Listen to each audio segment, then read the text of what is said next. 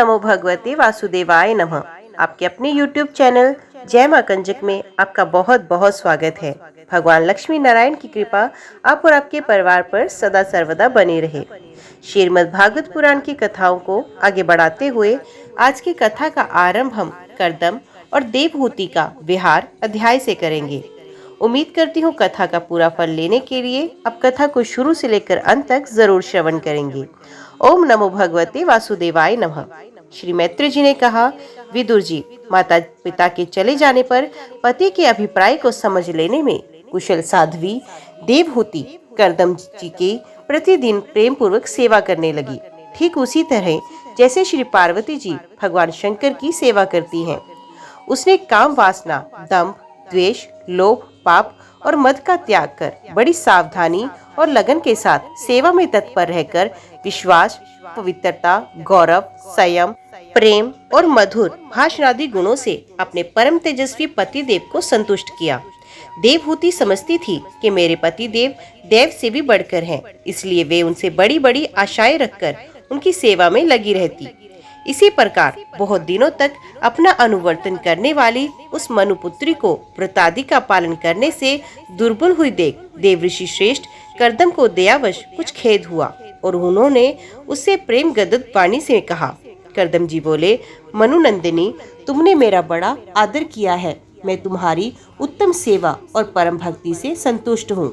सभी देहधारियों को अपना शरीर बहुत प्रिय एवं आदर की वस्तु होता है, किंतु तुमने मेरी सेवा के आगे उसके क्षीण होने की भी कोई परवाह नहीं की। अतः अपने धर्म का पालन करते रहने से मुझे तप, समाधि, उपासना और योग के द्वारा जो भय और शोक से रहित भगवत प्रसाद स्वरूप विभूतियां प्राप्त हुई हैं, उन पर मेरी सेवा के प्रभाव से अब तुम्हारा भी अधिकार हो गया। मैं तुम्हें दिव्य दृष्टि प्रदान करता हूँ, उसके द्वारा तुम उन्हें देखो। अन्य जितने भी भोग हैं वे तो भगवान श्री हरि के भृकुटी विलास मात्र से नष्ट हो जाते हैं, अतः वे इनके आगे कुछ भी नहीं। तुम मेरी सेवा से भी कृतार्थ हो गई हो। अपने पातिव्रत धर्म का पालन करने से तुम्हें ये दिव्य भोग प्राप्त हुआ। तुम इन्हें भोग सकती हो। हम राजा हैं, हमें सब कुछ सुलभ है। इस प्रकार जो अभिमान आदि विकार है, उनके रहते हुए मनुष्य को इन दिव्य भोगों की प्राप्ति होनी कठिन है। कर्दम जी के इस प्रकार कहने से अपने पति देव को संपूर्ण योग माया और विद्याओं में कुशल जानकर उस अबला की सारी चिंता जाती रही। उसका मुख किंचित संकोच भरी चितवन और मधुर मुस्कान से खिल उठा और वे विनम्र एवं प्रेम से गदगद वाणी में इस प्रकार कहने लगी। द्विश्रेष्ठ स्वामिन, मैं ये जानती हूँ कि कभी निष्फल ना होने वाली योग शक्ति और त्रिगुणात्मिक माया पर अधिकार रखने वाले आपके ये सब ऐश्वर्य प्राप्त हैं, किंतु प्रभु, आपने विवाह के समय जो प्रतिज्ञा की कि मैं गर्भाधान होने तक मैं तुम्हारे साथ गृहस्थ सुख का उपभोग करूंगा, उसकी अब पूर्ति होनी चाहिए, क्योंकि श्रेष्ठ पति के द्वारा संतान प्राप्त होना पतिव्रता स्त्री के लिए महान लाभ है। हम दोनों के समागम के लिए शास्त्र के अनुसार जो कर्तव्य है उसको आप उपदेश दीजिए और उपटन, गंध, भोजन आदि उपयोगी सामग्रियां भी जुटा दीजिए, जिसे मिलन की इच्छा से अत्यंत दीन दुर्बल हुआ मेरा ये शरीर आपके अंग संग के योग्य हो जाए, क्योंकि आपकी ही बढ़ाई हुई काम वेदना से मैं पीड़ित हो रही हूँ। स्वामिन, इस कार्य के लिए एक उपयुक्त भवन तैयार हो जाए, इसका भी विचार करें। मैत्री जी कहते हैं, विदुर जी, कर्दम मुनि ने अपनी प्रिया की इच्छा पूर्ण करने के लिए उसी समय योग में स्थित होकर एक विमान रचा, जो इच्छा अनुसार सर्वत्र जा सकता था। ये विमान सब प्रकार की इच्छित भोग सुख प्रदान करने वाला, अत्यंत सुंदर, सब प्रकार के रत्नों से युक्त, सब संपत्तियों की उत्तरोत्तर वृद्धि से संपन्न तथा मणि में खंभों से सुशोभित था। वे सभी ऋतुओं में सुखदायक था और उसमें जहाँ तहाँ सब प्रकार की दिव्य सामग्रियां रखी हुई थी तथा उसे चित्र विचित्र रेशमी झंडियों और पताकों से खूब सजाया गया था, जिन पर भ्रमरगण मधुर गुंजार कर रहे थे। ऐसे रंग बिरंगे पुष्पों की मालाओं से तथा अनेक प्रकार के सूती और रेशमी वस्त्रों से वे अत्यंत शोभायमान हो रहा था। एक के ऊपर एक बनाए हुए कमरों में अलग अलग रखी हुई शैया, पलंग, पंखे और आसनों के कारण वे बड़ा सुंदर जान पड़ता था। जहाँ तहाँ दीवारों में की गई शिल्प की रचना से उसकी अपूर्व शोभा हो रही थी। उसमें पन्ने का फर्श था और बैठने के लिए मूंगे की वेदियां बनी हुई थी। मूंगे की 2 देहलियां थी। उसके द्वारों में हीरे के किवाड़ थे तथा इंद्रनील मणि के शिखरों पर सोने के कलश रखे हुए थे। उसके हीरों की दीवारों में बढ़िया लाल जड़े हुए थे, जो ऐसे जान पड़ते थे मानो विमान की आंखें हों, तथा उसे रंग बिरंगे चिंदोवे और बहुमूल्य सुनहरी बंधनवारों से सजाया गया था। उस विमान में जहां तहां कृत्रिम हंस और कबूतर आदि पक्षी बने हुए थे, जो बिल्कुल सजीव से मालूम होते थे। उन्हें अपना सजातीय समझकर बहुत से हंस और कबूतर उनके पास बैठ बैठकर अपनी बोली बोलते थे। उसमें सुविधा अनुसार क्रीड़ा स्थली, शयन गृह, बैठक, आंगन और चौक आदि बनाए गए थे, जिनके कारण ये विमान स्वयं करदम जी को भी विस्मित सा कर रहा था। ऐसे सुंदर घर को भी जब देवहूति ने बहुत प्रसन्न चित्त से नहीं देखा, तो सबके आंतरिक भाव को परख लेने वाला करदम जी ने स्वयं ही कहा, भीरू, तुम इस बिंदु सरोवर में स्नान करके विमान पर चढ़ जाओ। ये विष्णु भगवान का रचा हुआ तीर्थ मनुष्यों को सभी कामनाओं की पूर्ति कराने वाला है। कमल लोचना देवहूति ने अपने पति की बात मानकर सरस्वती के पवित्र जल से भरे हुए उस सरोवर में प्रवेश किया। उस समय वे बड़ी मैली कुचैली साड़ी पहने हुए थी। उसके सर के बाल चिपक जाने से उनमें लटे पड़ रही थी। शरीर में मैल जम गया था तथा स्तन कांतिहीन हो गए थे। सरोवर में गोता लगाने पर उसने उसके भीतर एक महल में 1000 कन्याएं देखी। वे सभी किशोर अवस्था की थी। उनके शरीर से कमल की सी गंध आती थी। देवहूति को देखते ही वे सभी स्त्रियां सहसा खड़ी हो गई और हाथ जोड़कर कहने लगी, हम आपकी दासियां हैं, हमें आज्ञा दीजिए, आपकी क्या सेवा करें। विदुर जी तब स्वामिन को सम्मान देने वाली उन रमणियों ने बहुमूल्य मसालों तथा गंध आदि से मिश्रित जल के द्वारा मनसीवनी देवहूति को स्नान कराया तथा उसे 2 नवीन और निर्मल वस्त्र धारण कराए। फिर उन्होंने ये बहुत मूल्य के बड़े सुंदर और कांतिमान आभूषण, सर्वगुण संपन्न भोजन और पीने के लिए अमृत के समान स्वादिष्ट आसव प्रस्तुत किए। अब देवहूति ने दर्पण में अपना प्रतिबिंब देखा तो उसे मालूम हुआ कि भांति भांति के सुगंधित फूलों के हारों से विभूषित स्वच्छ वस्त्र धारण किए हुए उसका शरीर भी निर्मल और कांतिमान हो गया है, तथा उन कन्याओं ने बड़े आदर पूर्वक से उसका मांगलिक श्रृंगार किया है। उसे सर से स्नान कराया गया है। स्नान के पश्चात अंग अंग में सब प्रकार के आभूषण सजाए गए हैं तथा उसके गले में हार हुमेल, हाथों में कंकण और पैरों में छमछमाते हुए सोने के पाजेब सुशोभित हैं। कमर में पड़ी हुई सोने की रत्न जटित करधनी से, बहुमूल्य मणियों के हार से और अंग अंग में लगे हुए कुमकुमादि मंगल द्रव्यों से उसकी अपूर्व शोभा हो रही है। उसका मुख सुंदर दंतावली, मनोहर भौहें, कमल की कली से स्पर्धा करने वाले प्रेम कटाक्ष में सुंदर नेत्र और नीली अलकावली से बड़ा ही सुंदर जान पड़ता है। विदुर जी जब देवहूति ने अपने प्रिय पति देव का स्मरण किया तो अपने को सहेलियों के सहित वहीं पाया जहाँ प्रजापति करदम जी विराजमान थे। उस समय अपने को सहस्र स्त्रियों के सहित अपने प्राणनाथ के सामने देख और उनके योग्य का प्रभाव समझकर देवहूति को बड़ा विस्मय हुआ। शत्रु विजय विदुर जी जब करदम जी ने देखा कि देवहूति का शरीर स्नान करने से अत्यंत निर्मल हो गया और विवाह काल से पूर्व उसका जैसा रूप था उसी रूप को पाकर वे अपूर्व शोभा से संपन्न हुई है। उसका सुंदर वक्षस्थल चोली से ढका हुआ है।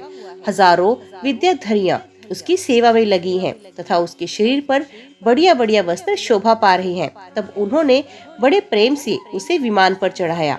उस समय अपनी प्रिया के प्रति अनुरक्त होने पर भी करदम जी की महिमा कम नहीं हुई। विद्याधरियों उनके शरीर की सेवा कर रही थी। खिले हुए कुमुद के फूलों से श्रृंगार करके अत्यंत सुंदर बने हुए वे विमान पर इस प्रकार शोभा पा रहे थे मानो आकाश में तारागण से घिरे हुए चंद्रदेव विराजमान हो। उसी विमान पर निवास कर उन्होंने दीर्घ काल तक कुबेर जी के समान मेरु पर्वत की घाटियों में विहार किया। ये घाटियां 8 लोकपालों की विहर भूमि थी। इसमें कामदेव को बढ़ाने वाली शीतल मंद सुगंध वायु चलकर इनकी कमनीय शोभा का विस्तार करती है तथा श्री गंगा जी के स्वर्गलोक से गिरने की मंगल में ध्वनि निरंतर गूंजती रहती है। उस समय भी दिव्य विद्याधरियों का समुदाय उनकी सेवा में उपस्थित था और सिद्धगण वंदना किया करते थे। इसी प्रकार प्राण प्रिया देवहूति के साथ उन्होंने वैश्रम्भक, सुरसन, नंदन, पुष्पभद्र और चेतर्थ आदि अनेकों देवयानों तथा मानस सरोवरों में अनुराग पूर्वक विहार किया। उस कांतिमान और इच्छा अनुसार चलने वाला श्रेष्ठ विमान पर बैठकर वायु के समान सभी लोगों में विचरते हुए कर्दम जी विमान विहारी देवताओं से भी आगे बढ़ गए। विदुर जी, जिन्होंने भगवान के भव्य विहारी पवित्र पाद पद्मों का आश्रय लिया है, उन धीर पुरुषों के लिए कौन सी वस्तु या शक्ति दुर्लभ है। इस प्रकार महायोगी कर्दम जी ये सारा भूमंडल जो दीप वर्ष आदि की विचित्र रचना के कारण बड़ा आश्रम में प्रतीत होता है, अपनी प्रिया को देखकर अपने आश्रम को लौट आए। फिर उन्होंने अपने को 9 रूपों में विभक्त कर रति सुख के लिए अत्यंत उत्सुक मनु कुमारी देवहूति को आनंदित करते हुए उसके साथ बहुत वर्षों तक विहार किया, किंतु उनका इतना लंबा समय एक मुहूर्त के समान बीत गया।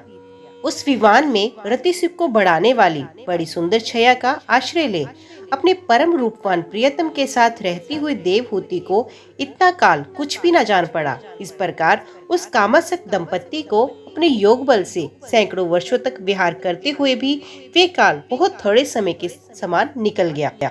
आत्मज्ञानी कर्दम जी सब प्रकार के संकल्पों को जानते थे, अत देवहूति को संतान प्राप्ति के लिए उत्सुक देख तथा भगवान के आदेश को स्मरण कर उन्होंने अपने स्वरूप के 9 विभाग किए तथा कन्याओं की उत्पत्ति के लिए एकाग्रचित से अर्धांग रूप से अपनी पत्नी की भावना करते हुए उसके गर्भ में वीर्य स्थापित किया।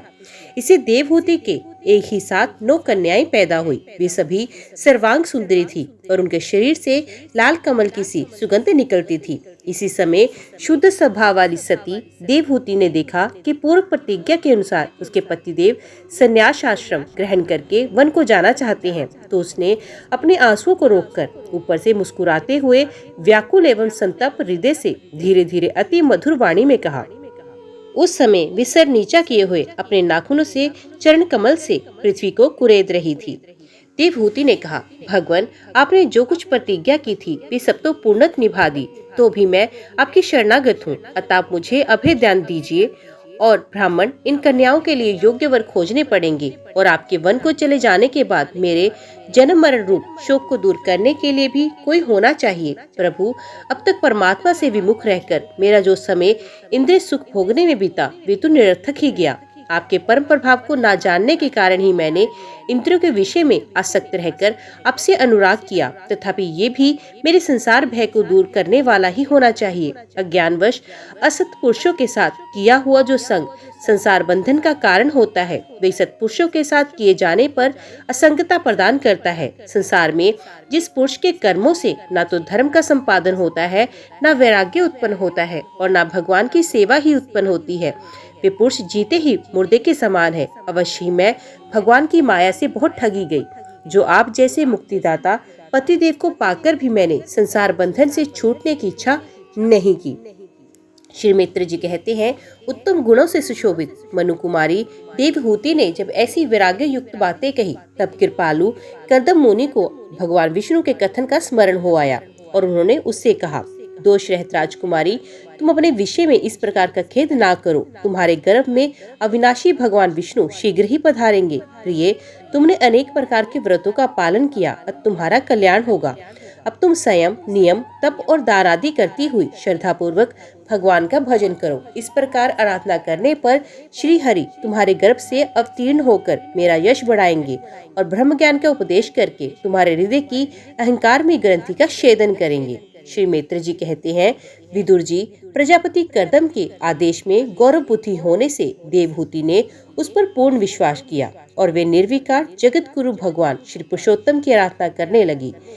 इस प्रकार बहुत समय बीत जाने पर भगवान मधुसूदन कर्दम जी के वीर्य का आश्रय ले उसके गर्भ में इस प्रकार प्रकट हुए जैसे काष्ठ में से अग्नि। उस समय आकाश में मेघ जल बरसाते हुए गरज गरज कर बाजे बजाने लगे, गंधर्वगण गान करने लगे और अप्सराएं आनंदित होकर नाचने लगी। आकाश से देवताओं के बरसाए हुए दिव्य पुरुषों की वर्षा होने लगी। सब दिशाओं में आनंद छा गया, जलाशयों का जल निर्मल हो गया और सभी जीवों के मन प्रसन्न हुए। इसी समय सरस्वती नदी के घिरे हुए कर्दम जी के उस आश्रम में मरीचि आदि मुनियों के सहित श्री ब्रह्मा जी भी आए। शत्रु दमन विदुर जी स्वत सिद्ध ज्ञान से संपन्न अजन्मा ब्रह्मा जी को ये मालूम हो गया था कि साक्षात परब्रह्म भगवान विष्णु सांख्य शास्त्र का उपदेश करने के लिए अपने विशुद्ध सत्व में अंश से अवतीर्ण हुए हैं। अतः भगवान जिस कार्य को करना चाहते थे उसका उन्होंने विशुद्ध चित्त से अनुमोदन एवं आदर किया और अपनी संपूर्ण इंद्रियों से प्रसन्नता प्रकट करते हुए कर्दम जी से इस प्रकार कहा। श्री ब्रह्मा जी ने कहा, प्रिय कर्दम, तुम दूसरों को मान देने वाले हो। तुमने मेरा सम्मान करते हुए जो मेरी आज्ञा का पालन किया, इससे तुम्हारे द्वारा निष्कपट भाव से मेरी पूजा संपन्न हुई। पुत्रों को अपने पिता की सबसे बड़ी सेवा यही करनी चाहिए कि जो आज्ञा ऐसा कहकर आदर पूर्वक उनके आदेश को स्वीकार करे। बेटा, तुम सभ्य हो। तुम्हारी ये सुंदर कन्याएं अपने वंशों द्वारा सृष्टि को अनेक प्रकार से बढ़ाएंगी। अब तुम इन मरीचि आदि मुनिवरों को अपने स्वभाव और रुचि के अनुसार अपनी कन्याएं समर्पित करो और संसार में अपना सुयश फैलाओ। मुने, मैं जानता हूँ जो संपूर्ण प्राणियों की निधि है, उनके अभीष्ट मनोरथ पूर्ण करने वाले हैं। वे आदि पुरुष श्री नारायण ही अपनी योग माया से कपिल के रूप में अवतीर्ण हुए हैं। राजकुमारी, सुनहरे बाल, कमल जैसे विशाल नेत्र और कमलकांति चरण कमलों वाले शिशु के रूप में कैटभासुर को मारने वाले साक्षात श्री हरि ने ही ज्ञान विज्ञान द्वारा कर्मों की वासनाओं का मूलोच्छेद करने के लिए तेरे गर्भ में प्रवेश किया। वे अविद्या जनित मोह की ग्रंथियों को काटकर पृथ्वी में स्वच्छंद विचरेंगे। ये सिद्ध गणों के स्वामी और सांख्याचार्यों के भी माननीय होंगे। लोक में तेरी कीर्ति का विस्तार करेंगे और कपिल नाम से विख्यात होंगे। श्री मैत्री जी कहते हैं, विदुर जी, जगत की सृष्टि करने वाले ब्रह्मा जी उन दोनों को इस प्रकार आश्वासन देकर नारद और सनकादि को साथ ले हंस पर चढ़कर ब्रह्मलोक को चले गए। ब्रह्मा जी के चले जाने पर कर्दम जी ने उनकी आज्ञा अनुसार मरीचि आदि प्रजापतियों के साथ अपनी कन्याओं का विधि पूर्वक विवाह किया। उन्होंने अपनी कला नाम की कन्या मरीचि को अनुसुया, अत्रि को श्रद्धा, अंगिरा को और हिव्रू पुलसत्य को समर्पित की। पुले को उनके अनुरूप गति नाम की कन्या दी। क्रतु के साथ परम साध्वी क्रिया का विवाह किया। भृगु जी को ख्याति और वशिष्ठ जी को अरुंधति समर्पित की। अथर्वा ऋषि को शांति नाम की कन्या दी, जिसे यज्ञ कर्म का विस्तार किया जाता है। कर्दम जी ने उन विवाहित ऋषियों का उनकी पत्नियों सहित खूब सत्कार किया। विदुर जी, इस प्रकार विवाह हो जाने पर वे सब ऋषि कर्दम जी की आज्ञा ले अत्यंत आनंद पूर्वक अपने अपने आश्रम को चले गए। कर्दम जी ने देखा कि उनके यहाँ साक्षात देवादिदेव श्री हरि ने अवतार लिया है, तो वे एकांत में उनके पास गए और उन्हें प्रणाम करके इस प्रकार कहने लगे, अहो, अपने पाप कर्मों के कारण इस दुख में संसार में नाना प्रकार से पीड़ित होते हुए पुरुषों पर देवगण तो पहले बहुत काल बीतने पर प्रसन्न होते हैं, किंतु जिनके स्वरूप को योगी जन अनेकों जन्मों के साधन से सिद्ध हुई सुदृढ़ समाधि के द्वारा एकांत में देखने का प्रयत्न करते हैं, अपने भक्तों की रक्षा करने वाले वे ही श्री हरि हम विषय लोलुपों के द्वारा होने वाली अपनी अवज्ञा का कुछ भी विचार ना कर आज हमारे घर अवतीर्ण हुए हैं। आप वास्तव में अपने भक्तों का मान बढ़ाने वाले हैं। आपने अपने वचनों को सत्य करने और सांख्य योग का उपदेश करने के लिए ही हमारे यहाँ अवतार लिया है। भगवान, आप प्राकृतिक रूप से रहित हैं। आपके जो चतुर्भुज आदि अलौकिक रूप हैं, वे ही आपके योग्य हैं, तथा जो मनुष्य सदृश रूप आपके भक्तों को प्रिय लगते हैं, वे भी आपको रुचिकर प्रतीत होते हैं। आपका पाद पीठ तत्व ज्ञान की इच्छा से विद्वानों द्वारा सर्वदा वंदनीय है, तथा आप ऐश्वर्य, वैराग्य, यश, ज्ञान, वीर्य और श्री इन 6 ऐश्वर्यों से पूर्ण हैं। मैं आपकी शरण में हूँ। भगवान, आप परब्रह्म हैं। सारी शक्तियाँ आपके अधीन हैं। प्रकृति, पुरुष महतत्व, काल, त्रिविध अहंकार, समस्त लोक एवं लोकपालों के रूप में आप ही प्रकट हैं, तथा आप सर्वज्ञ परमात्मा ही इस सारे प्रपंच को चेतन शक्ति के द्वारा अपने में ही लीन कर लेते हैं। अतः इन सबसे परे भी आप ही हैं। मैं आप भगवान कपिल की शरण लेता हूँ। प्रभु, आपकी कृपा से मैं तीनों ऋणों से मुक्त हो गया हूँ और मेरे सभी मनोरथ पूर्ण हो चुके हैं। अब मैं संन्यास मार्ग को ग्रहण कर आपका चिंतन करते हुए शोक रहित होकर रहूंगा। आप समस्त प्रजाओं के स्वामी, अतएव इसके लिए मैं आपकी आज्ञा चाहता हूँ। श्री भगवान ने कहा, मुने, वैदिक और लौकिक सभी कर्मों में संसार के लिए मेरा कथन ही प्रमाण है। इसलिए मैंने जो तुमसे कहा था कि मैं तुम्हारे यहाँ जन्म लूंगा, उसे सत्य करने के लिए ही मैंने अवतार लिया। इस लोक में मेरा ये जन्म लिंग शरीर से युक्त मुक्त होने की इच्छा वाले मुनियों के लिए आत्म दर्शन में उपयोगी प्रकृति आदि तत्वों का विवेचन करने के लिए हुआ। आत्मज्ञान का ये सूक्ष्म मार्ग बहुत समय से लुप्त हो गया है। इसे फिर से परिवर्तित करने के लिए ही मैंने ये शरीर ग्रहण किया है। ऐसा जानो मुने, मैं आज्ञा देता हूँ, तुम इच्छा अनुसार जाओ और अपने संपूर्ण कर्म मुझे अर्पण करो। दुर्जय मुक्ति मृत्यु को जीतकर मोक्ष पद प्राप्त करने के लिए मेरा भजन करो। मैं स्वयं प्रकाश और संपूर्ण जीवों के अंतकरणों में रहने वाला परमात्मा हूँ। अतः जब तुम विशुद्ध बुद्धि के द्वारा अपने अंतकरण में मेरा साक्षात्कार लोगे, तब सब प्रकार के शोकों से छूटकर निर्भय पद को प्राप्त करोगे। माता देवहूति को भी मैं संपूर्ण कर्मों से छुड़ाने वाला आत्मज्ञान प्रदान करूंगा, जिससे ये संसार रूप भय से पार हो जाएंगी। श्री मैत्री जी कहते हैं, भगवान कपिल के इस प्रकार कहने पर प्रजापति कर्दम जी उनकी परिक्रमा कर प्रसन्नता पूर्वक वन को चले गए। वहाँ अहिंसा में संन्यास धर्म का पालन करते हुए वे एकमात्र श्री भगवान की शरण हो गए तथा अग्नि और आश्रम का त्याग कर निसंग भाव पृथ्वी पर विचरने लगे। जो कार्य कारण से अतीत है, सत्वादि गुणों का प्रकाशक एवं निर्गुण है और अन्य भक्ति से ही प्रत्यक्ष है, उस पर ब्रह्म में उन्होंने अपना मन लगा दिया। वे अहंकार, ममता और सुख दुखादि द्वंद्व से छूटकर भेद दृष्टि से रहित हो सब में अपने आत्मा को ही देखने लगे। उनकी बुद्धि अंतर्मुख एवं शांत हो गई। उस समय धीर कर्दम जी शांत लहरों वाले समुद्र के समान जान पड़ने लगे। परम भक्ति भाव के द्वारा सर्वव्यापी सर्वज्ञ श्री वासुदेव में चित्त स्थिर हो जाने से वे सारे बंधनों से मुक्त हो गए। संपूर्ण भूतों में अपने आत्मा श्री भगवान को और अपने संपूर्ण भूतों को आत्म स्वरूप श्री हरि में स्थित देखने लगे। इस प्रकार इच्छा और द्वेष से रह सर्वत्र संबुद्धि और भक्त भक्ति से संपन्न होकर श्री कर्दम जी ने भगवान का परम पद प्राप्त कर लिया। शौनक जी ने पूछा, सूत जी, तत्वों की संख्या करने वाले भगवान कपिल साक्षात अजन्मा नारायण होकर भी लोगों को आत्मज्ञान का उपदेश देने करने के लिए अपनी माया से उत्पन्न हुए थे। मैंने भगवान के बहुत से चरित्र सुने, तथापि इन योगी परवर पुरुष श्रेष्ठ कपिल जी की कीर्ति को सुनते सुनते मेरी इंद्रियां तृप्त नहीं होती। सर्वथा स्वतंत्र श्री हरि अपनी योग माया द्वारा भक्तों की इच्छा के अनुसार शरीर धारण करके जो जो लीलाएं करते हैं वे सभी कीर्तन करने योग्य हैं। अतः आप मुझे भी वे सभी सुनाइए, मुझे उन्हें सुनने में बड़ी श्रद्धा है।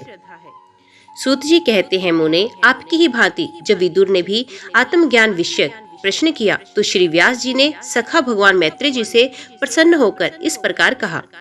विदुर जी, पिता के वन में चले जाने पर भगवान कपिल जी माता का प्रिय करने की इच्छा से इस बिंदुसर तीर्थ में रहने लगे। एक दिन तत्व समूह के पारदर्शी भगवान कपिल कर्म कलाप से विरत हो आसन पर विराजमान थे। उस समय ब्रह्मा जी के वचनों का स्मरण करके देवहूति ने उनसे कहा, भूमन प्रभो, इन दुष्ट इंद्रियों की विषय लालसा से मैं बहुत ऊब गई और इनकी इच्छा पूरी करते रहने से ही घोर अज्ञान अंधकार से पार लगाने के लिए सुंदर नित्य रूप आप प्राप्त हुए हो।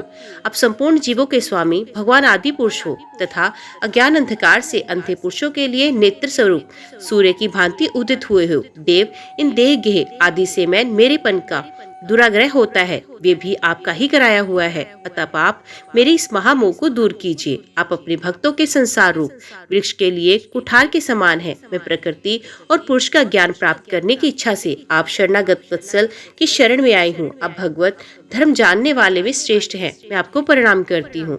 श्री मित्र जी कहते हैं, इस प्रकार माता देवहूति ने अपनी जो अभिलाषा प्रकट की वे परम पवित्र और लोगों को मोक्ष मार्ग में अनुराग उत्पन्न करने वाली थी। उसे सुनकर आत्मज्ञ सत्पुरुषों की गति श्री कपिल जी उसी के मन ही मन प्रशंसा करने लगे और फिर मृदु मुस्कान से सुशोभित मुखारविंद से इस प्रकार कहने लगे, माता, ये मेरा निश्चय है कि आत्मयोग ही मनुष्यों से के अत्यंतिक कल्याण का मुख्य साधन है। जहाँ दुख और सुख की सर्वथा निवृत्ति हो जाती है, साध्वी सब अंगों से संपन्न उस योग को मैंने पहले नारादी ऋषियों के सामने उनकी सुनने की इच्छा होने पर वर्णन किया था, वही अब मैं आपको सुनाता हूँ। इस जीव के बंधन और मोक्ष का कारण मन ही माना गया है।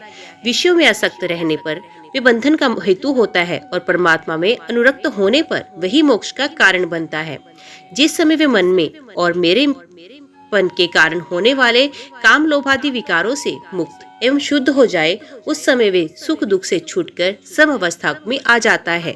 तब जीव अपने ज्ञान वैराग्य और भक्ति से युक्ति हृदय से आत्मा और को प्रकृति से परे एकमात्र भेद रहित स्वयं प्रकाश सूक्ष्म अखंड और उदासीन देखता है तथा प्रकृति को शक्तिहीन अनुभव करता है। योगियों के लिए भगवत प्राप्ति के निर्मित सर्वात्मा श्री हरि के प्रति की हुई भक्ति के समान और कोई मंगलमय मार्ग नहीं है। विवेकी जन संग या आसक्ति को ही आत्मा का अछेद बंधन मानते हैं, किंतु वही संग या आसक्ति संतों महापुरुषों के प्रति हो जाती है तो मोक्ष का खुला द्वार बन जाती है। जो लोग सहनशील, दयालु, समस्त देहधारियों का कारण हितु, किसी के प्रति भी शत्रु भाव न रखने वाले, शांत सरल स्वभाव और सत्पुरुषों का सम्मान करने वाले होते हैं, जो मुझ में अनन्य भाव से सुदृढ़ प्रेम करते हैं, मेरे लिए संपूर्ण कर्म तथा अपने सगे संबंधियों को भी त्याग देते हैं और मेरे प्राण रहकर मेरी पवित्र कथाओं का श्रवण कीर्तन करते हैं तथा मुझ में ही चित्त लगाए रहते हैं, उन भक्तों को संसार के तरह तरह ताप कोई कष्ट नहीं पहुंचाते। साध्वी ऐसे सर्व संग पर त्यागी महापुरुष ही साधु होते हैं। तुम्हें उन्हीं के संग की इच्छा करनी चाहिए, क्योंकि वे आसक्ति से उत्पन्न सभी दोषों को हर लेने वाले हैं। सत्पुरुषों के समागम से मेरे पराक्रमों का यथार्थ ज्ञान कराने वाली तथा हृदय और कानों को प्रिय लगने वाली कथाएं होती हैं। उनका सेवन करने से शीघ्र ही मोक्ष मार्ग में श्रद्धा, प्रेम और भक्ति का क्रमश विकास होगा। फिर मेरी सृष्टि आदि लीलाओं का चिंतन करने से प्राप्त हुई भक्ति के द्वारा लौकिक एवं पारलौकिक सुखों में वैराग्य हो जाने पर मनुष्य सावधानता पूर्वक योग के भक्ति प्रधान सरल उपायों में समाहित होकर मनोनिग्रह के लिए यत्न करेगा।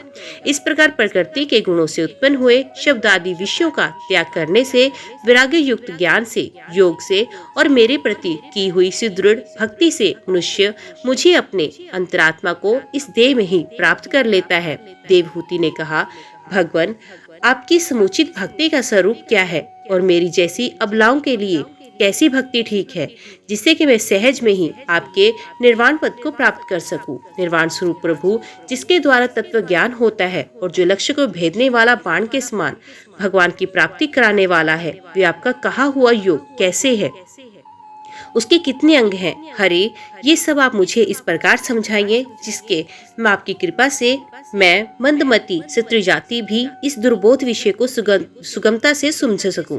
श्री मित्र जी कहते हैं, विपुर जी, इस जिससे शरीर के उन्होंने स्वयं जन्म लिया, उस अपनी माता का ऐसा अभिप्राय जानकर कपिल देव जी के हृदय में स्नेह उमड़ आया और उन्होंने प्रकृति आदि तत्वों का निरूपण करने वाले शास्त्र का, जिसे सांख्य कहते हैं, उपदेश किया। साथ ही भक्ति विस्तार एवं योग का भी वर्णन किया। श्री भगवान ने कहा, माता, जिसका चित्त एकमात्र भगवान में ही लगा है, ऐसे मनुष्य की वेद विहित कर्मों में लगी हुई तथा विषयों का ज्ञान कराने वाली इंद्रियों की जो सत्व मूर्ति श्री हरि के प्रति स्वाभाविक प्रवृत्ति है, वही भगवान की अहेतुकी भक्ति है। ये मुक्ति से भी बढ़कर है, क्योंकि जठरांडल जिस प्रकार खाए हुए अन्न को पचाता है, उसी प्रकार ये भी कर्म संसारों के भंडार रूप लिंग शरीर को तत्काल भस्म करती है। मेरी चरण सेवा में प्रीति रखने वाले और मेरी ही प्रसन्नता के लिए समस्त कार्य करने वाले कितने ही बड़भागी भक्त, जो एक दूसरे से मिलकर प्रेम पूर्वक मेरे ही पराक्रमों की चर्चा किया करते हैं, मेरे साथ एक ही भाव की भी इच्छा नहीं करते। माँ, वे साधु जन अरुण नयन एवं मनोहर मुखारविंद से युक्त मेरे परम सुंदर और वरदायक दिव्य रूपों की झांकी करते हैं और उनके साथ सब प्रेम संभाषण भी करते हैं, जिसके लिए बड़े बड़े तपस्वी भी लालायित रहते हैं। दर्शनीय अंग प्रत्यंग, उदार हास विलास, मनोहर चितवन और सुमधुर वाणी से युक्त मेरे उन रूपों की माधुरी में उनका मन और इंद्रियां फंस जाती हैं। ऐसी मेरी भक्ति ना चाहने पर भी उन्हें परम पद की प्राप्ति होती है। विद्या की निवृत्ति हो जाने पर यद्यपि वे मुझ मायापति के सत्यादि लोकों की भोग संपत्ति भक्ति की प्रवृत्ति के पश्चात स्वयं प्राप्त होने वाली अष्ट सिद्धि अथवा बैकुंठ लोक के भगवदीय ऐश्वर्य की भी इच्छा नहीं करते, तथापि मेरे धाम पहुंचने पर उन्हें ये सब विभूतियां स्वयं ही प्राप्त हो जाती हैं, जिनका एकमात्र मैं ही प्रिय आत्मा, पुत्र, मित्र, गुरु, सुहृद और इष्ट देव हूँ। वे मेरे ही आश्रय में रहने वाले भक्तजन शांति में वैकुंठ धाम में पहुंचकर किसी प्रकार की भी इन दिव्य भोगों में से रहित नहीं होते और ना उन्हें मेरा काल चक्र ही ग्रास कर सकता है। माता जी, जो लोग इहलोक, परलोक और इन दोनों लोकों में साथ जाने वाले वासना में लिंग देह की तथा शरीर से संबंध रखने वाले जो धन, पशु एवं गृह आदि पदार्थ है, उन सबको और अन्याय संग्रह को भी छोड़कर अनन्य भक्ति से सब प्रकार मेरा ही भजन करते हैं, उन्हें मैं मृत्यु रूप संसार सागर से पार कर देता हूँ। मैं साक्षात भगवान हूँ।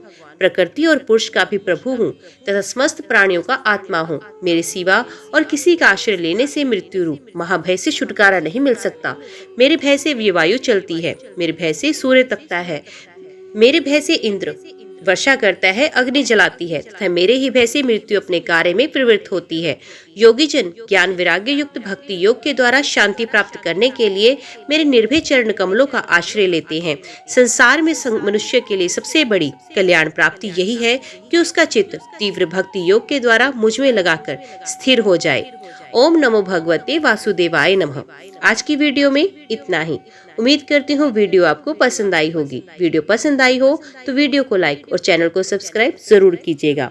जय श्री हरि लिखकर कमेंट बॉक्स में अपनी हाजिरी लगवाना ना भूलिएगा। तो मिलते हैं अगले अध्याय के साथ। तब तक के लिए देखते व सुनते रहिए। जय मां कंजक, जय माता दी।